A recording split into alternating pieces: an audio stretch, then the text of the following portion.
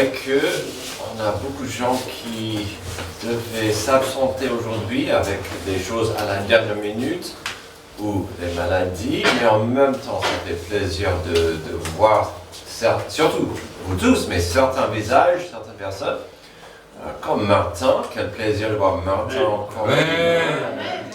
Francesca, tu nous as manqué, c'est un plaisir de te revoir. On va focaliser sur ceux qui sont ici ce matin pour cette solidarité et cette fraternité. Et puis le sujet est très très important, comme vous allez voir. Alors, si vous avez une Bible, on sera en 1 Pierre 2, mais je vais citer quelque chose de 1 Pierre 3, donc il faut garder ça en tête, d'accord? Donc, mais pour vos Bibles, 1 Pierre chapitre 2. Donc, ces derniers mois, nous avons tourné, comme vous le savez, autour de certains sujets qui méritent notre attention. Vous les avez ici devant vous sur l'écran, mais ce n'est pas assez de comprendre le contenu de nos sujets. Si on prendra sérieusement l'importance d'un renouvellement d'esprit, ces sujets demandent de nous de l'action, une application dans la vie de tous les jours. On devrait pouvoir expliquer, même pratiquer la notion que Dieu existe, qu'il n'est pas silencieux. Et puis de dire, si Dieu est là, il n'est pas silencieux, quel est son message? Son message, c'est à la base la rédemption. Il nous aime malgré nos péchés, on ne peut pas rester dans notre péché, séparé de lui, donc la rédemption est disponible pour nous sauver. Cette idée du salut est compliquée pour certains, car ils disent j'ai pas besoin d'être sauvé, car j'ai Mastercard, ou j'ai plein de choses. Donc voilà, c'est le message que Dieu est là, il veut nous restaurer selon sa volonté pour nous. Et puis ces dernières semaines, ces derniers mois, après avoir vu la rédemption, on voit un peu notre identité. Qui sommes-nous? Qu'est-ce que ça veut dire d'être sauvé? Et donc, il y a toutes ces choses qui devraient être évidentes dans nos vies de tous les jours. Notre dernier sujet de l'année, c'était de comprendre qui nous sommes en Christ. Mais au fur et à mesure, on a compris qu'une belle compréhension de qui nous sommes implique aussi quelques responsabilités. Ce n'est pas assez de dire « je suis un enfant adoptif de Dieu ». Ok, mais quelle sorte d'enfant est-ce que ça implique? Un enfant obéissant ou désobéissant? Il y a quelques actions, attitudes qui viennent avec notre identité. Par exemple, étant le corps de Christ, on a vu ça il y a 3 semaines, on doit agir dans l'unité et dans l'amour, dans le corps, pour servir la tête, qui est Jésus. Il y a 2 semaines, nous avons compris qu'il serait difficile de dire qu'on est la lumière du monde, puis de cacher la lumière de Dieu en soi. Même chose avec le sel. Il serait frustrant de dire qu'on est le sel du monde, puis de ne pas être utile pour Jésus-Christ dans un monde pourri. En plus, nous avons commencé à voir de plus en plus la notion collective de nos responsabilités. Des passages qui disent « vous », des versets destinés à l'Église, aux disciples, au pluriel. Et donc, oui, on est censé être des individus qui brillent pour Dieu, mais qu'en est-il pour le groupe, pour la famille, pour l'Église? Alors, aujourd'hui, dans un monde pourri et sombre, il serait facile de dire « je ne peux pas faire grand-chose face aux problèmes mondiaux ». Souvent, quand je vois les gens en train de discuter, je leur demande s'ils sont en train de régler des problèmes du monde. Tout à l'heure, Lionel réglait les problèmes mondiaux avec des gens derrière. Lui et François, ils ont réglé les problèmes mondiaux. C'est bien. Mais parfois, on peut dire, je ne peux pas, moi. Que puis-je faire? Déjà, une telle attitude ne correspond pas à la parole de Dieu, qui nous rappelle que l'isolement est plus qu'une mauvaise idée, il est dangereux. Une graine de sel aura du mal à faire grand-chose. Une bougie peut allumer une petite pièce, mais plusieurs petites flammes peuvent réchauffer ensemble toute une maison. Alors, avant de lancer dans notre passage, permettez-moi de vous rappeler d'une chose. lorsqu'on est arrivé au sujet de notre identité en Christ, je vous ai dit que théoriquement, les passages qu'on avait à voir allaient poser et répondre aux trois questions suivantes. Qui suis-je en Christ? Qu'est-ce que cela exige de moi et quel impact cela a-t-il sur le monde autour de moi? Ce sont des questions importantes. Il serait tout à fait correct et même important de saisir que dernièrement, on peut ajuster et modifier ces questions par rapport à nous, à cette Église, à cette famille de foi. Donc, qui sommes-nous en Christ? Qu'est-ce que cela exige de nous? Quel impact cela a-t-il sur le monde autour de nous? Ces modifications n'annulent pas les trois premières questions, mais elles peuvent nous encourager de rester branchés dans le corps de Christ, attentifs à Jésus, la tête du corps. Alors, qu'aurons-nous dans le petit passage aujourd'hui? Dans ce passage, l'apôtre Pierre nous montre non seulement qui nous sommes en Christ, mais aussi pourquoi Dieu nous a appelés. Nous découvrons que l'Église est une communauté que Dieu construit. Le mot construction. Une communauté qui place sa foi en Jésus-Christ et une communauté choisie pour agir et pour faire connaître sa gloire. Donc, on verra beaucoup d'actions, beaucoup de responsabilités. L'Église, est-ce que c'est où je vais le dimanche ou une partie intégrale de ma vie? L'Église est-elle un détail dans ma vie ou en fait elle partie intégrante? L'Église, aurais-je besoin d'elle? Est-ce qu'elle a besoin de moi? Toutes ces questions sont pertinentes aujourd'hui et dans notre passage, on découvrira des réponses importantes, peut-être étonnantes, puis aussi des réponses, j'espère, encourageantes. Ne ratons pas les vérités suivantes sur l'Église. D'abord, elle est une communauté en construction. Verset 4, « Approchez-vous de Christ, la pierre vivante, rejetée par les hommes, mais choisie et précieuse devant Dieu. Et vous-même, en tant que pierre vivante, laissez-vous édifier pour former une maison spirituelle, un groupe de prêtres saints, afin d'offrir des sacrifices spirituels que Dieu peut accepter par Jésus. » Deux versets remplis de trésors. D'abord, commençons avec cette notion de Jésus-Christ, la pierre vivante. Approchez-vous de Christ, la pierre vivante. Il dit que Jésus c'est la pierre vivante. Qu'est-ce que ça veut dire? Dans le grec, il y a plein de mots pour pierre. C'est normal, on a la même chose. On a caillou, on a pierre, on a rocher. Alors ici, Pierre a utilisé le mot grec lithos au lieu de Petra. Petra, c'est rocher. Petros, c'était un dérivé de Petra. Si vous vous souvenez un peu, dans les évangiles, Jésus a changé le Simon en Céphas en Petros. Donc, c'est ça en fait. C'est un petit caillou. Donc, j'en ai deux. Merci à ma fille qui m'a prêté ces deux cailloux.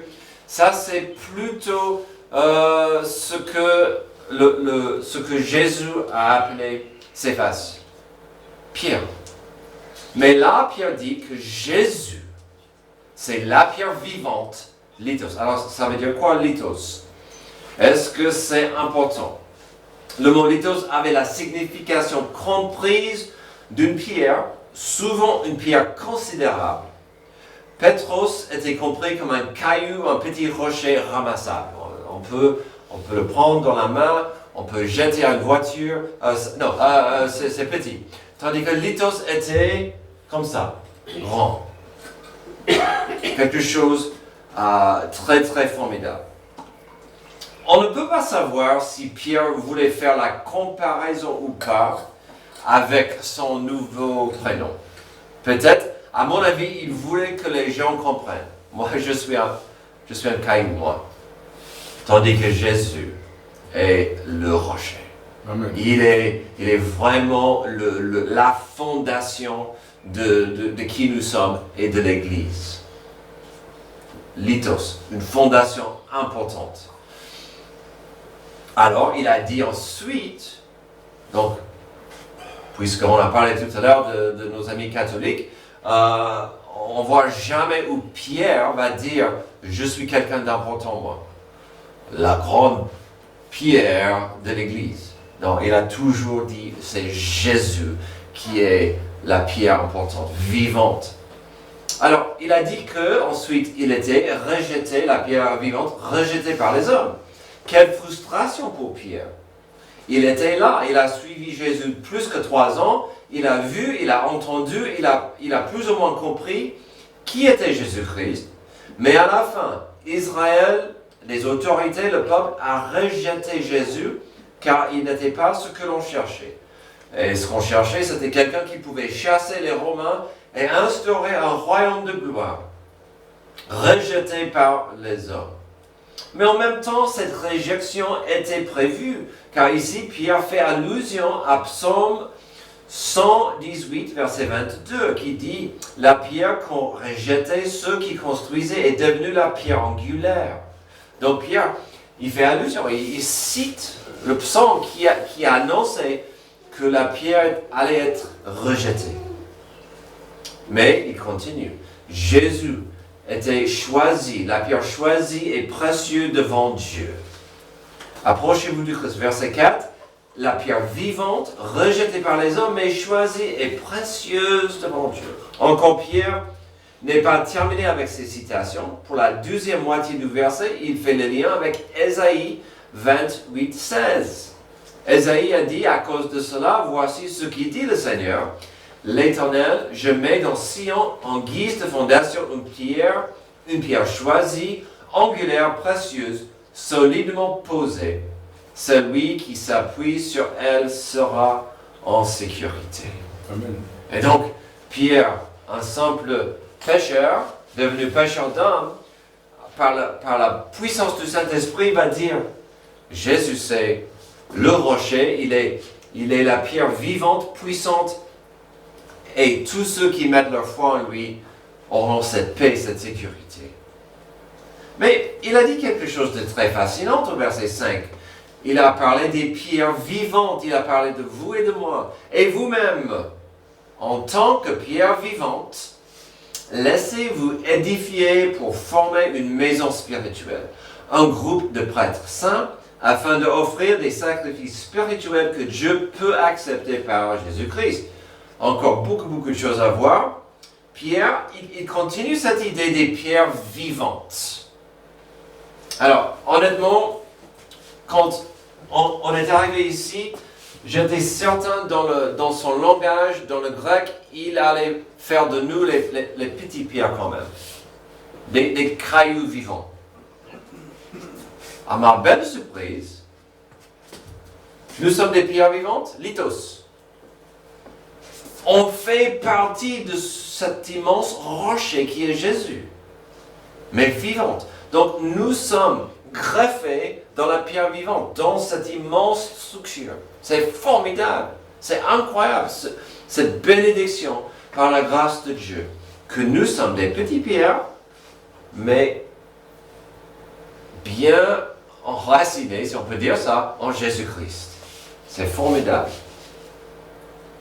Nous sommes des pierres vivantes parce que nous appartenons à Jésus-Christ. Nous sommes en lui. Et puis il a dit ensuite, édifiez-vous.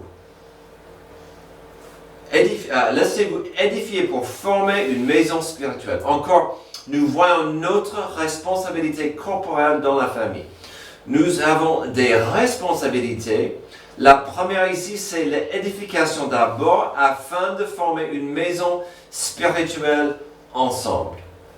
Alors, j'ai bien aimé cette image parce qu'ils sont en train de former une sorte de structure ensemble. Impossible sans édification. Impossible sans une unité, une attitude de fraternité et un esprit d'équipe. Et Pierre l'a compris, il a dit, exhortez-vous, soyez édifiés en Jésus-Christ pour faire quoi? Pour cette construction, pour former une maison spirituelle. Et ça, c'est la suite, pour former une maison spirituelle. Ceci est très important et je ne veux pas que vous le ratiez. Nous sommes censés être des pierres vivantes qui forment une maison spirituelle pour Dieu. Nous, tous. Pas que la régie, pas que le pasteur, pas que Antoine. On est tous ensemble en train de former cette maison spirituelle. Déjà, cela implique que nous nous appartenons à quelque chose d'important, quelque chose plus grand que nous. Mais quoi d'autre? Si chacun de nous fait partie de la maison, si chacun d'entre nous est une brique, si chacun d'entre nous est une pierre vivante qui est à sa place, qu'est-ce qui se passe quand des pierres ne sont pas en place? Si chacun de ces personnes décide de faire son propre édifice, ça sera n'importe quoi. Qu'est-ce qui se passe quand des pierres vivantes vont dans la direction opposée? Ou est-ce que vous êtes en train de servir dans la maison spirituelle? Car chaque pierre a un rôle et des responsabilités. Et donc, on voit cette belle image de rester ensemble pour bâtir. Il dit aussi, on est un groupe de prêtres saints. Ah, maintenant ça devient très intéressant. Un petit verset, une petite phrase souvent oubliée. Nous formons une maison spirituelle et là-dedans, il se trouve des prêtres. Alors, n'étant pas juif, on a plus de mal à apprécier qu'il parle des prêtres. Mais c'est quoi en fait des prêtres? Des gens qui servent et font des fonctions de prêtres. Des gens consacrés au travail de la maison spirituelle. Et donc, un temple, un sanctuaire, une église ne peut pas avancer et être dans une... Elle ne peut pas avancer sans que tout le monde fait sa part. Parfois, ce verset rend certains chrétiens mal à l'aise. Tu veux que je sois un prêtre, moi? Un serviteur? Oh, je suis un chrétien, mais je ne suis pas prêtre, moi. Ça, c'est pour des pasteurs et des missionnaires. Mais comme j'ai dit, Pierre nous parle à toutes les pierres vivantes. Et on dit ça nous concerne tous. Qu'est-ce qu'un prêtre fait dans la maison spirituelle? Il nous le dit, Pierre nous le dit, afin d'offrir des sacrifices spirituels que Dieu peut accepter par Jésus-Christ. Donc les prêtres dans l'Église sont censés offrir des sacrifices agréables à Dieu. Comme j'ai dit tout à l'heure, cela montre que nous faisons partie de quelque chose plus grand que nous. Voici pourquoi beaucoup de gens, y compris beaucoup de chrétiens, sont malheureux. Ils veulent être le centre. Ils ne s'intéressent pas à offrir, ils veulent recevoir. Et on dit ça, qu'en est-il de ces sacrifices agréables? Sacrifice. Mais c'est quoi un sacrifice? N'est-ce pas quelque chose de valeur que l'on donne à quelqu'un plus grand que nous? On est censé être des prêtres qui donnent des sacrifices agréables à Dieu. Je peux vous dire tout de suite, le premier sacrifice de valeur que vous avez à offrir à Dieu chaque jour, c'est vous-même. Dieu, me voici. Dieu, je suis ton serviteur. Dieu, je m'offre à toi pour ta gloire. Par Jésus-Christ. Tout y est agréable. Est-ce que ce que je donne à Dieu est agréable? Ou est-ce que Dieu reçoit de moi les restes? Alors, de faire une liste de choses à faire est importante, d'avoir des catégories, des choses plus importantes, moins importantes. Mais parfois on oublie. Numéro 1 sur la liste, c'est est-ce que je suis, moi, engagé?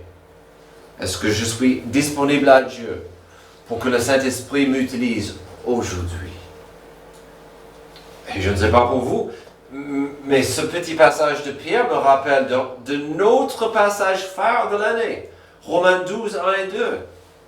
Je vous encourage donc, frères et sœurs, par les compassions de Dieu, à offrir votre corps comme un sacrifice vivant, saint, agréable à Dieu.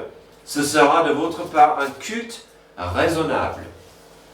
Ne vous conformez pas au monde actuel, mais soyez transformés par le renouvellement de l'intelligence afin de discerner quelle est la volonté de Dieu, ce qui est bon, agréable et parfait. Et donc ici, les grands esprits se rencontrent, Pierre et Paul disent la même chose. Soyez disponibles chaque jour à Dieu. Alors l'Église, aurais-je besoin d'elle? Est-ce qu'elle a besoin de moi?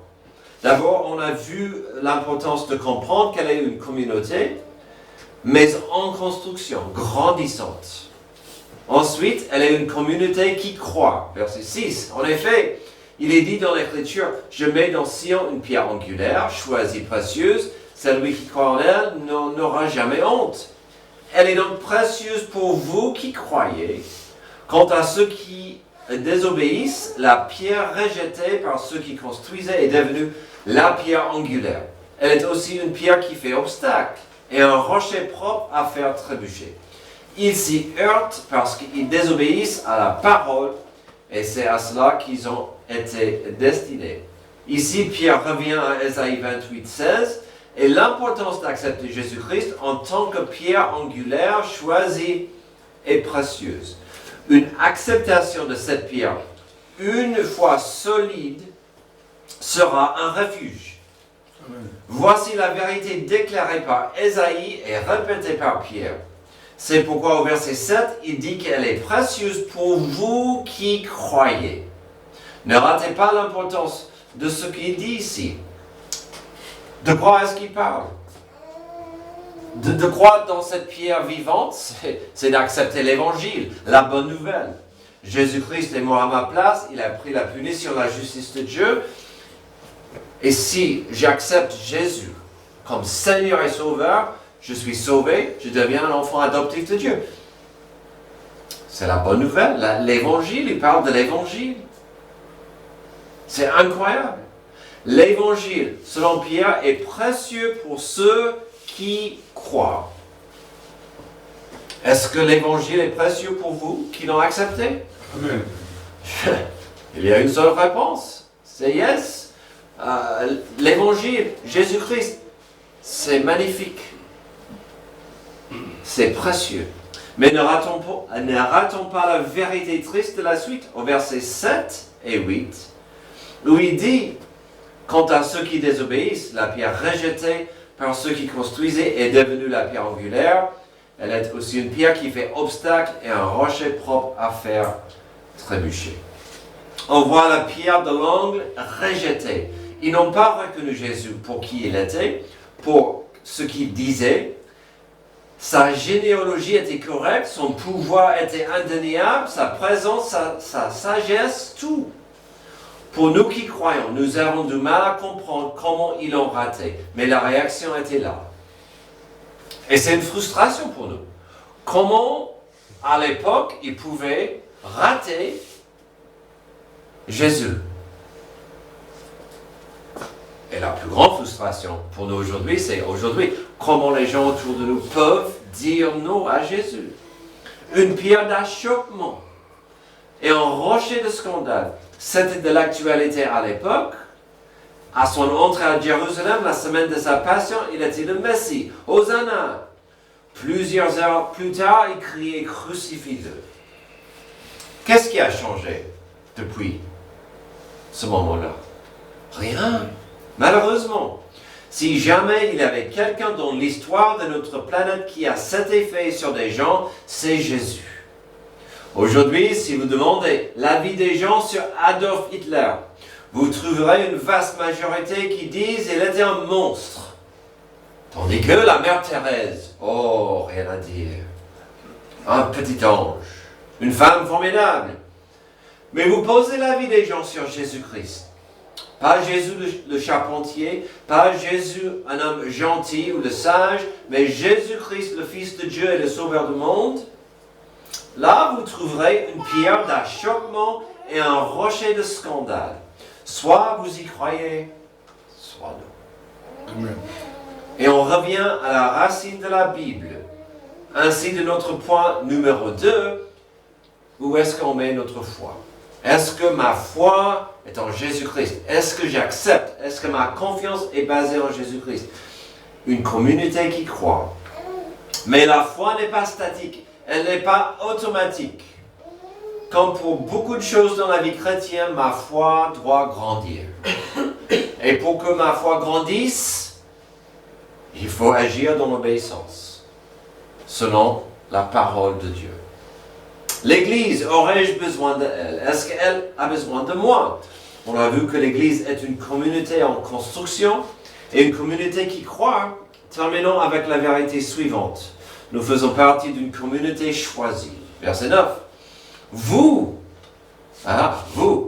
au contraire, vous êtes un peuple choisi, des prêtres royaux, une nation sainte, un peuple racheté, afin de proclamer les louanges de celui qui vous a appelés des ténèbres à sa merveilleuse lumière. Vous qui autrefois n'étiez pas un peuple, vous êtes maintenant le peuple de Dieu. Vous qui n'aviez pas obtenu compassion, vous avez maintenant obtenu compassion. Alors, ce n'est pas un secret. Mon amour, ma passion pour Éphésiens chapitre 2. Amen. Amen. Surtout les 15 premiers versets, qui sont bien organisés pour nous expliquer qui nous sommes en Dieu. Souvent, j'encourage des nouveaux chrétiens, tout chrétiens, de suivre. Où est-ce que c'est Éphésiens 1? Ah, c'est Éphésiens 1, parce que 2, il dit qui nous étions. Il donne le contraste. C'est Éphésiens 1 à 15. Mais je suis tenté à ajouter ce petit passage aux nouveaux chrétiens, aux gens qui doivent être rassurés de leur identité en Dieu. Regardez la richesse incroyable dans ce passage. Ici, Pierre a dressé une longue liste de qui nous sommes en Christ, des bénédictions que nous avons grâce à Jésus. Mais il y a un lien dans cette liste. Et pour vous qui se préparent à se faire baptiser, écoutez bien. Ce lien, c'est que nous appartenons plus à ce monde, mais à Dieu. Nous appartenons plus à ce monde, mais au ciel. Nous n'appartenons plus à nous-mêmes, mais à quelque chose plus grand que nous. Nous appartenons plus à nous-mêmes, mais à quelqu'un plus grand que nous. Et donc, voyons cette liste. Nous sommes un peuple choisi. Un peuple choisi. La traduction Louis II dit « Vous êtes une race élue ». D'autres mots liés à ce mot dans le grec, c'est génération, nation. J'ai dit génération 2 fois dans mes notes, mais en fait, Pierre voulait que l'on comprenne qu'on est choisi, et ça, c'est notre identité. Amen. Il est en train de dire, vous n'êtes plus grec, vous n'êtes plus ivoirien, américain, vous n'êtes plus juif. D'abord, vous êtes choisi par Dieu. Vous appartenez à Dieu, vous êtes dans sa famille. Ce qui est important ici, c'est de comprendre qu'il parle de l'Église en tant que peuple qui appartient à Dieu. Amen. Ensuite, il dit des prêtres royaux et une nation sainte. Encore, Pierre, il nous surprend. Il a fait une citation directe de Exode. Exode 19:6. Vous serez pour moi un royaume de prêtres et une nation sainte. Et voilà les paroles que tu diras aux Israélites. Et donc, Pierre, il a pris ça pour dire, hey, vous, dans l'Église, vous avez cette identité directement liée à Jésus-Christ. Vous voulez parler de l'importance de comprendre notre identité?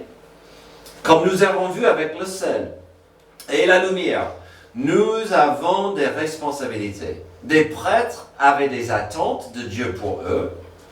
Quelles étaient les attentes pour les prêtres? Déjà, une certaine manière de vivre. Un témoignage correct. Puis, bien sûr, il y avait des responsabilités à faire. N'importe qui pouvait devenir un prêtre. Et puis, le prêtre avait des responsabilités pour servir. Ce verset est profond pour l'enfant adoptif de Dieu.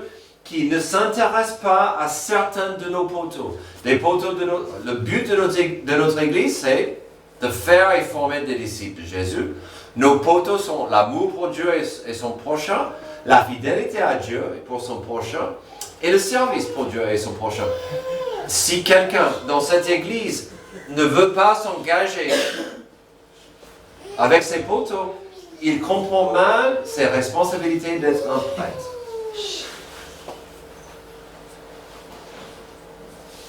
Et puis il ajoute, on est un peuple racheté afin de.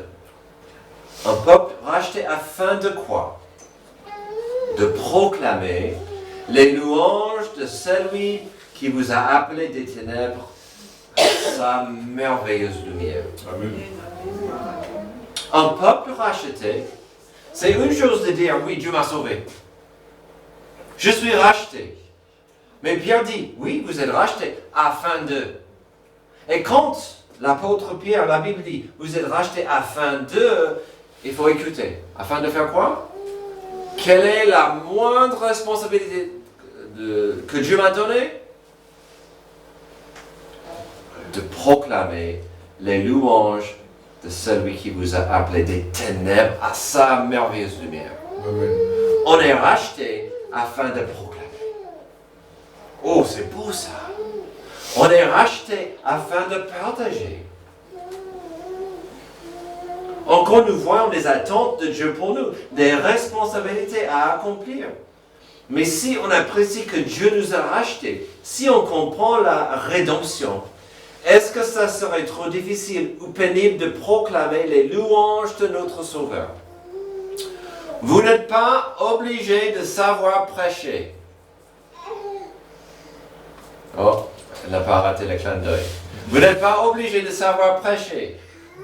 Ma fille a rêvé, a fait un rêve qu'elle prêchait à ma place. Vous n'êtes pas obligé de savoir prêcher, ni citer des passages entiers, mais chacun de nous a une histoire puissante où Dieu vous a appelé des ténèbres. Amen. Votre témoignage est puissant. Chacune de vous peut faire ça. J'aimerais partager comment Dieu m'a appelé des ténèbres. Et je veux prier pour lui. Il termine, vous êtes un peuple de grâce. Vous qui étiez autrefois, n'étiez pas un peuple. Vous êtes maintenant le peuple de Dieu.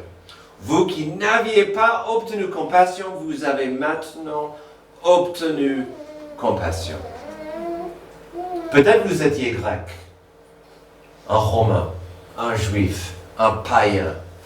Mais vous n'étiez personne jusqu'au moment où vous avez obtenu la miséricorde, la compassion de Dieu. Amen.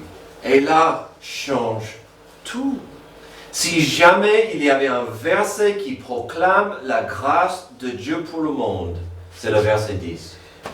Vous étiez personne. Mais aujourd'hui, vous appartenez à Dieu. Vous êtes un enfant de grâce. Des gens sans identité, sans importance, transformés en famille de Dieu. Amen. Et ce que j'apprécie bien à cette époque, n'oubliez pas, il y avait des esclaves. Il y avait des riches, des esclaves, tous dans la même église. Et Pierre dit, vous étiez tous personnes jusqu'à ce que Dieu vous transforme.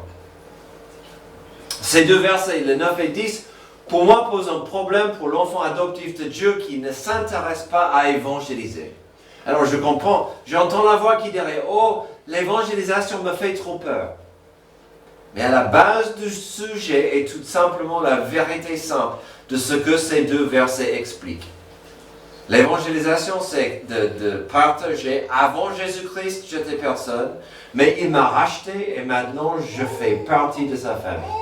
J'étais dans l'obscurité et aujourd'hui je veux partager combien sa grâce m'a illuminé. Je parlais tout à l'heure à Jean-Paul. L'importance, comment sa vie a changé depuis Jésus-Christ. Dieu soit loué. Amen. Aujourd'hui, je vous ai tracé une liste de questions. N'oubliez pas qu'il y avait une petite modification à la liste. Qui suis-je en Christ est devenu qui sommes-nous en Christ? Qu'est-ce que cela exige de moi devient qu'est-ce que cela exige de nous? Quel impact cela a-t-il sur le monde autour de moi? Ou quel impact cela a-t-il sur le monde autour de nous? Terminons avec ceci en tête. Un charbon retiré du feu s'éteint rapidement. Mais lorsqu'il reste avec les autres charbons, il continue de brûler et de produire de la chaleur. Amen. De la même manière, Dieu ne nous a pas appelés à vivre la foi seule. En Christ, nous sommes des pierres vivantes qui forment ensemble une maison spirituelle. Nous grandissons ensemble, nous croyons ensemble et nous témoignons ensemble. 1 Pierre 2, 4 à 10 nous rappelle que l'Église n'est pas un bâtiment, heureusement, mais un peuple. Un peuple en construction, un peuple qui croit, un peuple choisi. Dieu ne nous a pas sauvés pour vivre isolés, mais pour appartenir à sa famille et annoncer ses merveilles. Alors demeurons attachés à Christ, la pierre angulaire, mais aussi nous sommes attachés les uns aux autres, afin que le monde voie en nous la beauté de son œuvre. Prions. Merci Dieu pour ce passage merveilleux qui nous rappelle que ta grâce nous a sauvés, mais nous lance envers un monde perdu. Ta compassion est riche et nous l'avons goûtée, mais que nous vivions cette grâce et cette compassion dans un monde qui est mourant. Aide-nous à comprendre qui nous sommes, grâce à ce passage, que l'Esprit Saint nous guide pour ta gloire. C'est dans le nom de Jésus que je prie. Amen. Amen. Je vous invite à vous lever, chanter ce dernier chant.